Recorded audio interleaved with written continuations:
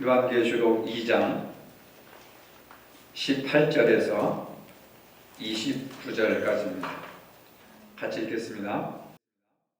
두아디라 교회 사자에게 편지하라. 그 눈이 불꽃 같고 그 발이 빛난 주석과 같은 하나님의 아들이 이르시되, 내가 내 사업과 사랑과 믿음과 섬김과 인내를 아노니 내 나중 행위가 처음 것보다 많도다.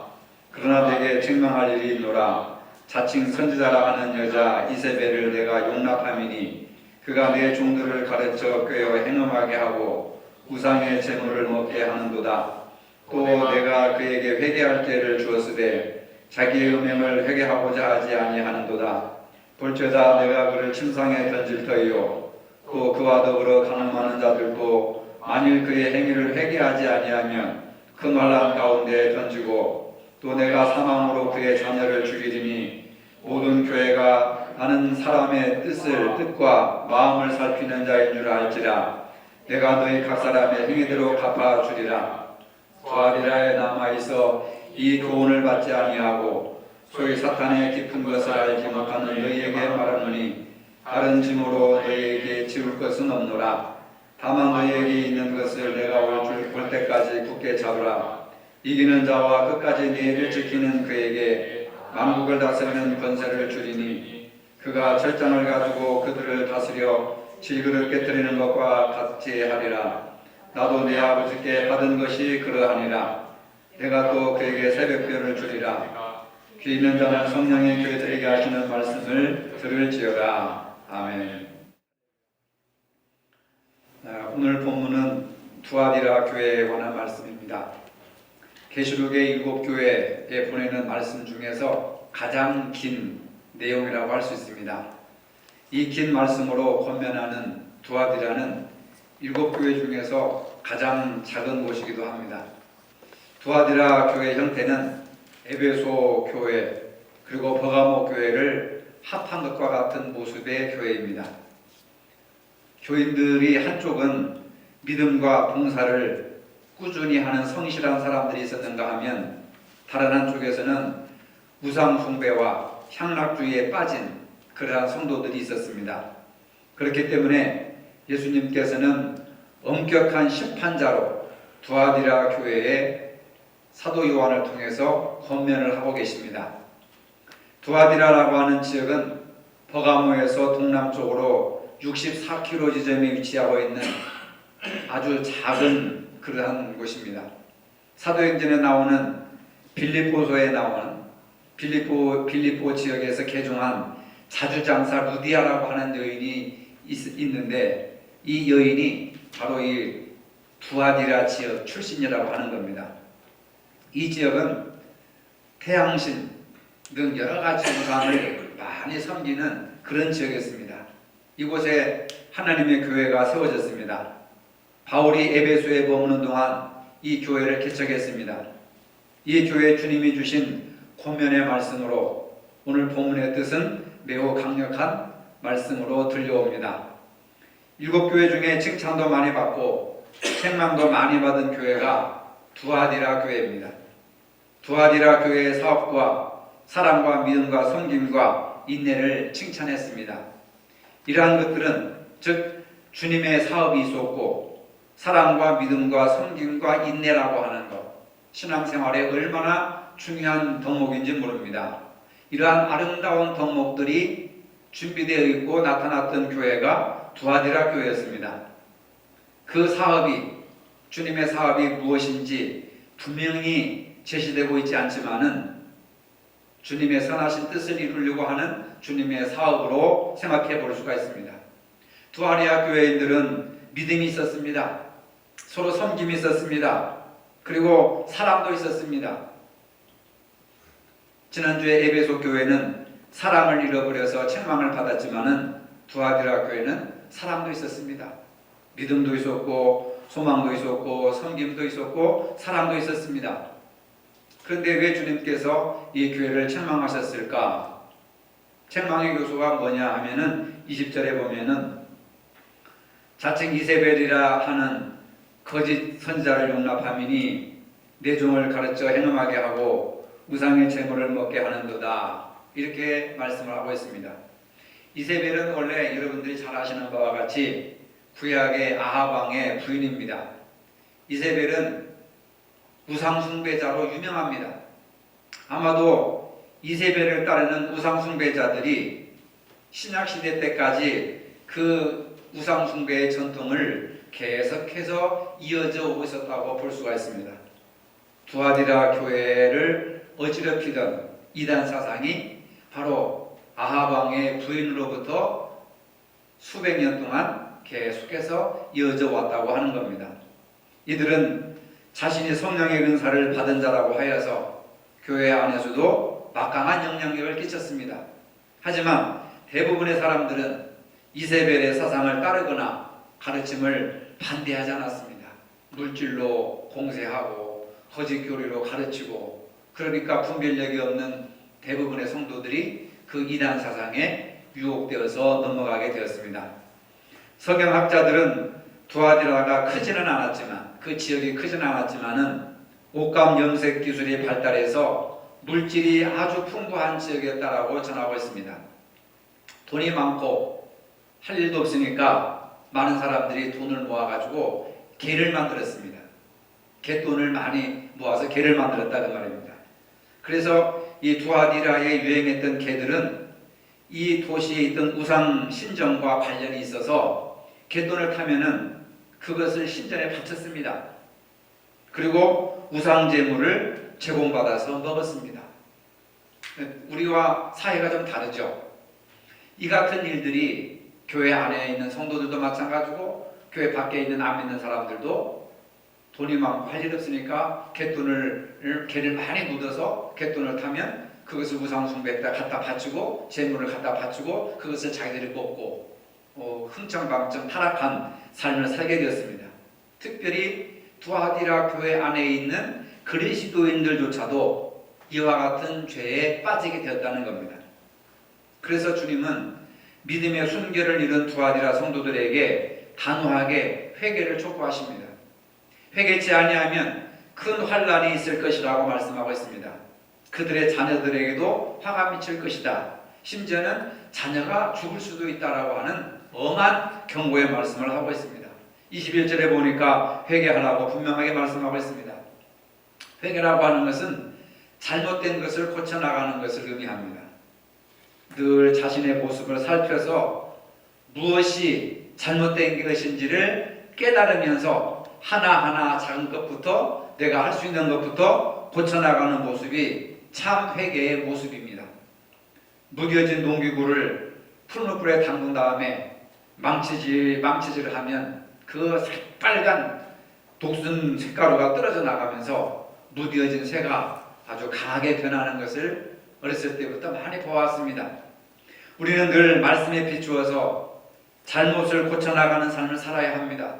나의 언행과 습관과 또 행실과 이런 것들을 고쳐나가는 것이 회개라고 하는 겁니다.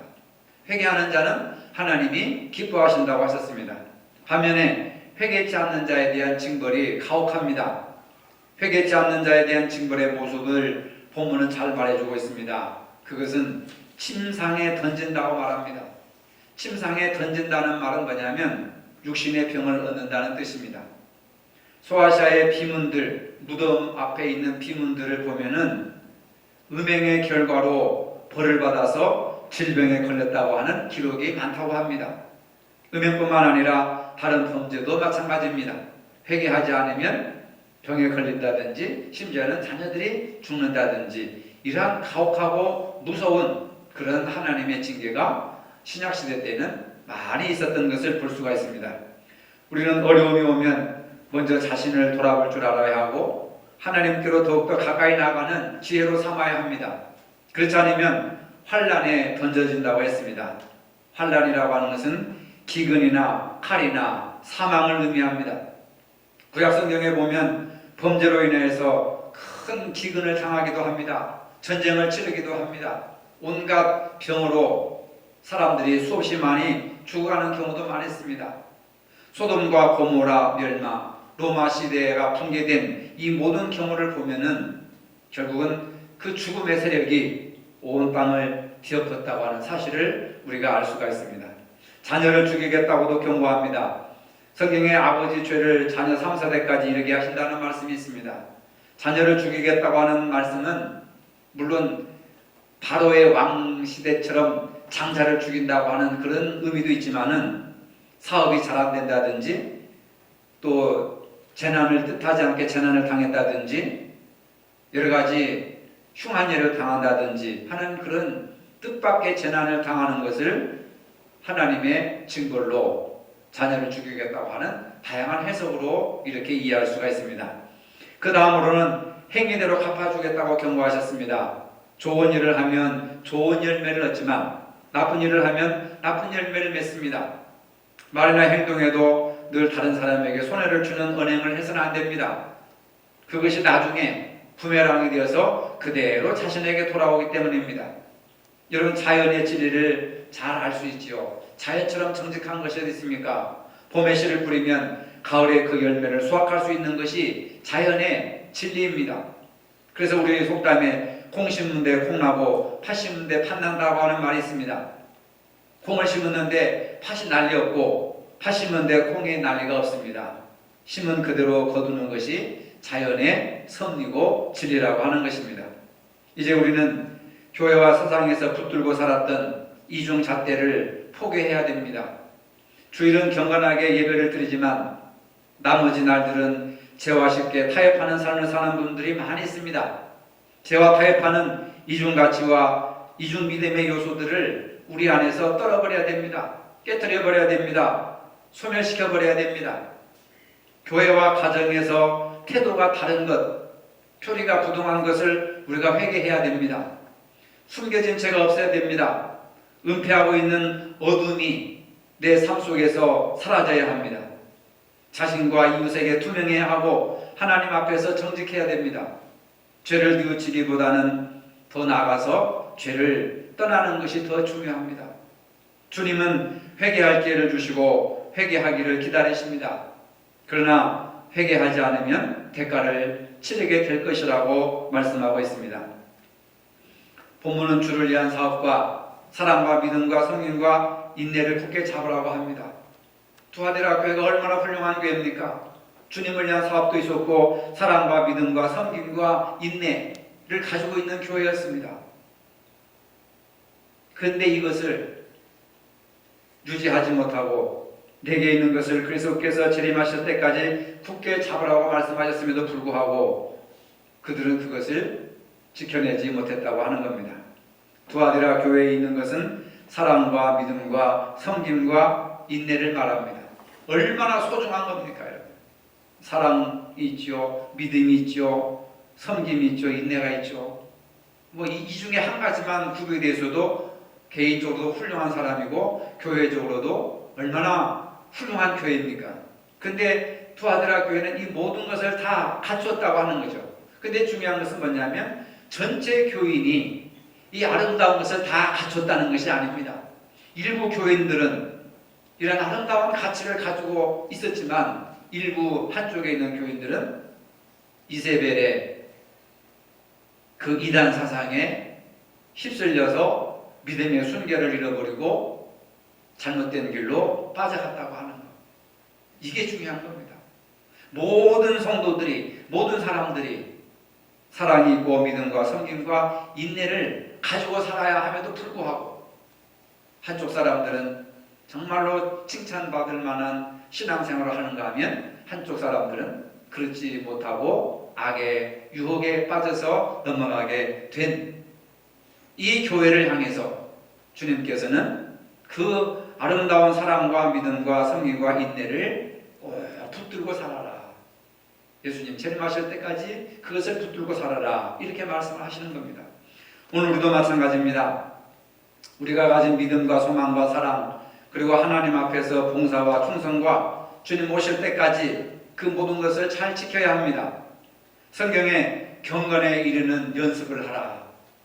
이 모든 것들이 하루아침에 이루어지는 것이 아닙니다.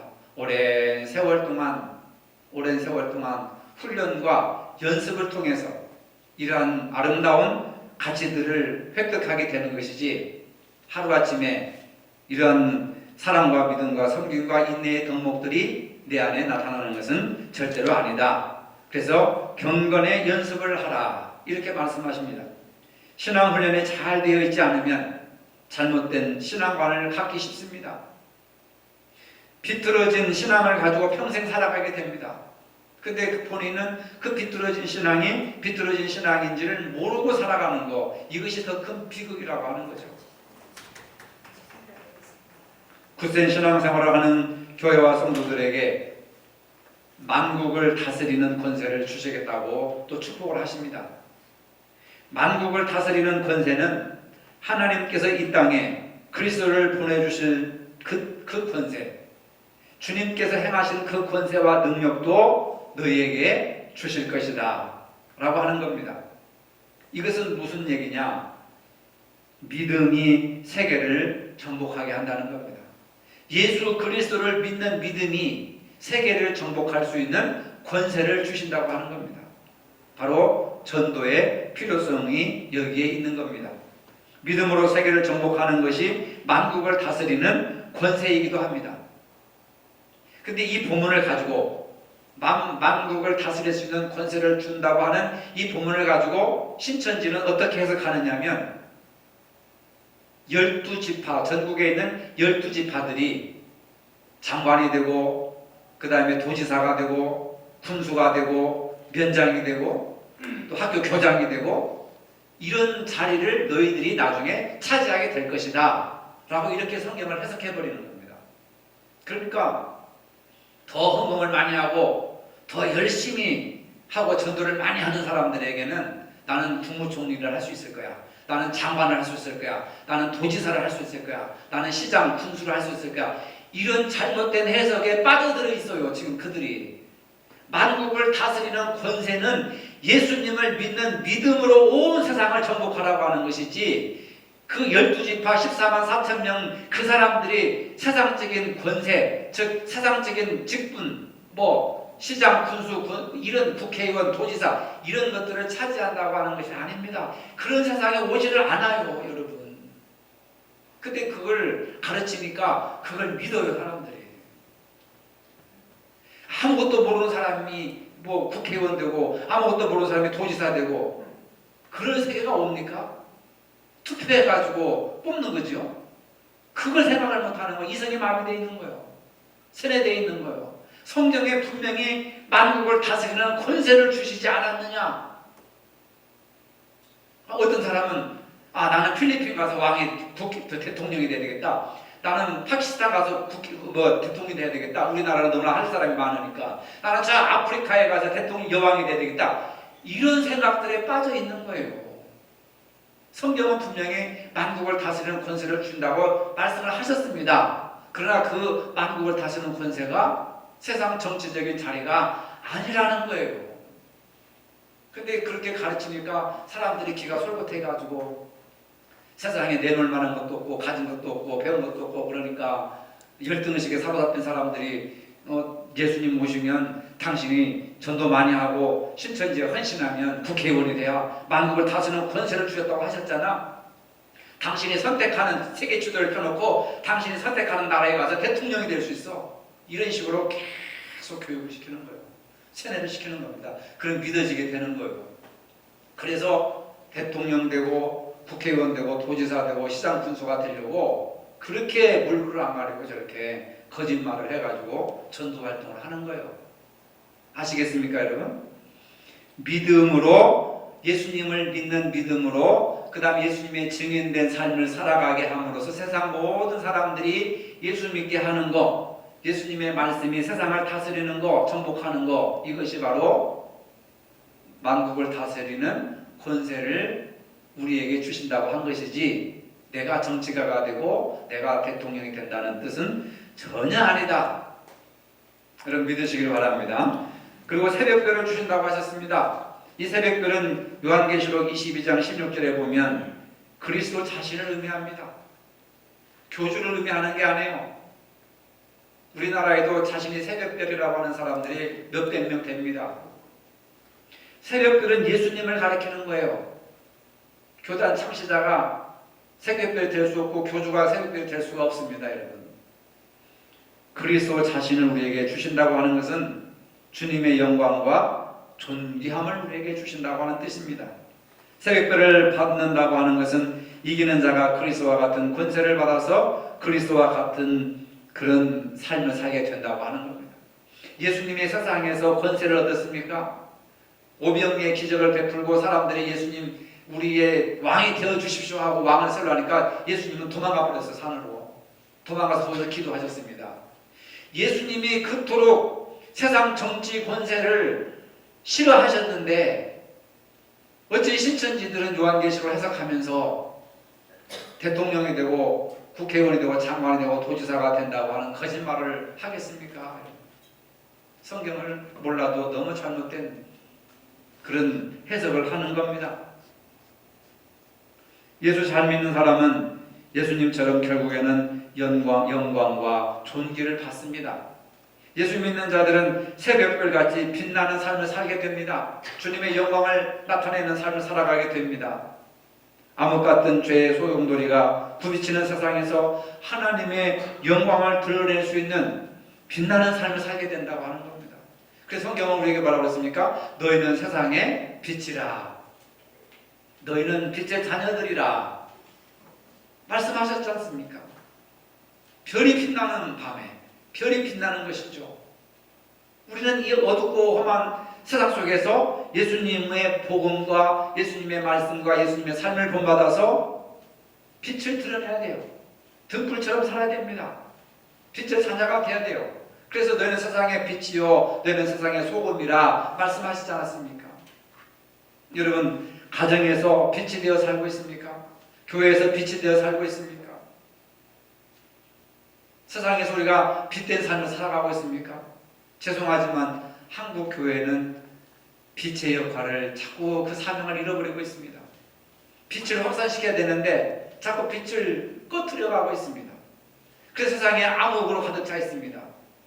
살인사건, 방화사건, 온갖 젊은 10대, 20대, 30대들의 범죄율이 갈수록 늘어나고 있습니다. 왜 그럽니까? 교회가 우리 예수 믿는 사람들이 새벽별 빛을 비추는 빛의 사명을 감당하지 못하기 때문에 세상이 더 어두워져 가고 있습니다. 가정이 더 어두워져 가고 있습니다. 우리가 살고 있는 이 지역이 갈수록 어두워져 가고 있습니다. 그리고 새벽별은 부활을 상징하는 겁니다. 부활을 약속하시는 겁니다. 우리가 죽은 후에 그리스도 앞에서 부활하여서 새 생명을 얻을 것을 말하고 있습니다.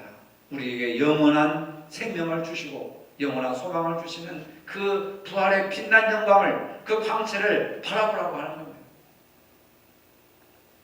우리는 이 시간 각자 자신의 신앙을 한번 잘 검토해 보아야 합니다. 우리가 가진 앞날에 대한 소망도 또한 잘 검토해 보아야 합니다. 오늘 나의 신앙이 주님께서 만일 너희가 회개치 않으면 이러이러하리라 라고 하는 두아디라 교회에 경고하신 것을 잘 들어야 합니다. 오늘의 교회는 두아디라 교회와 같이 세속주의와 우상숭배와 음란한 행위마저 죄책감을 느끼지 못하는 처지가 되어버리고 말았습니다. 오늘 우리가 살고 있는 이 시대는 하나님의 공의로우신 진노 앞에 생존의 위협을 받게 되었고 하나님의 심판에서 벗어날 수가 없게 되었습니다. 하지만 진노하시는 하나님에게 마지막 희망이 있습니다.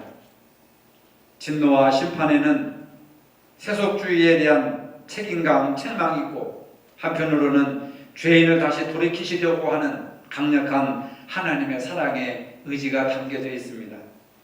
이는 주께서 범죄한 이들에게 회개할 기회를 주셨다고 하는 말씀이 있습니다. 요즘 기독 공부에 보면은 많은 교수들이, 전문가들이 무슨 글을 많이 기고하느냐 하면 포스트 코로나 이후에 한국 교회는 어떤 방향으로 나가야 될 것이고 한국 교회는 어떻게 변할 것인가, 그것을 전망하는 기사들을 많이 싣고 있습니다. 이제는 근본적으로 달라져야 한다는 겁니다. 전문가들이 하는 말은 지금까지 해오던 교회의 구태의연한 모습 가지고는 안 된다는 거예요. 이제는 질적으로 변화되고 생각이 변화되고 거듭나야 세상에서 빛이 되고 소금이 되지, 그렇지 않으면 교회는 그 설 땅을 잃어버리게 될 것이다 라고 많은 전문가들이 경고하고 있습니다. 사랑과 믿음, 섬김과 인내라고 하는 아름다운 덕목을 갖춘 두아디라 교회였음에도 불구하고 한쪽 교인들은 여전히 세속적인 것과 쾌락적인 것과 탐욕적인 것과 진리가 아닌 것들을 추구하다가 결국은 주님의 준엄한 경고의 심판을 받게 되었습니다. 우리는 신앙의 순결을 잘 지켜나가야 합니다. 두아디라 교회의 가장 중요한 핵심이 뭐냐? 신앙의 순결성을 잃어버렸다는 거예요. 그래서 우상 숭배하고 우상에게 모든 영혼을 팔아버렸다고 하는 겁니다. 여러분, 우리가 교회를 다니면서 신앙을 갖는다고 하면서 우리가 세상적으로 우리가 신앙의 또한 삶을 우리가 드려야 될 이런 소망과 또 사랑과 인내와 섬김 이런 것들을 잃어버렸다고 한다면 신앙의 순결을 잃어버린 거예요. 아무리 많은 것을 가지고 있고 좋은 덕목을 가지고 있다 하더라도 신앙의 순결을 잃어버린다면 아무 의미가 없는 거예요. 그래서 신앙의 승리자에게 우리 주님이 약속하신 놀라운 축복, 새벽별을 줄 것이다. 만국을 다스릴 수 있는 권세를 주실 것이다. 이러한 영적인 권능을 회복하여서 더욱더 승리할 수 있는 삶을 사시기를 주님의 이름으로 축복합니다. 거룩하신 주님, 오늘의 교회는 두아디라 교회와 같이 세속주의의 우상숭배와 행함마저 죄책감을 느끼지 못하는 처지가 되어버렸습니다. 정말로 성도들이 가지고 지키고 유지해야 될 신앙의 순결을 잃어버리고 살고 있습니다. 주여, 성령께서 저희들에게 말씀하신 음성을 들을 수 있게 하여 주시고 신앙의 순결을 다시 한번 회복하여 주님의 주시는 놀라운 축복을 누릴 수 있는 복된 저희들이 되게 하여 주시옵소서. 예수님의 이름으로 기도합니다. 아멘. 두아디라 교회를 향하여 주시는 말씀을 듣고 살기를 원하는 모든 성도들 머리 위에 이제로부터 영원토록 함께 하시기를 축원하옵나이다. 아멘.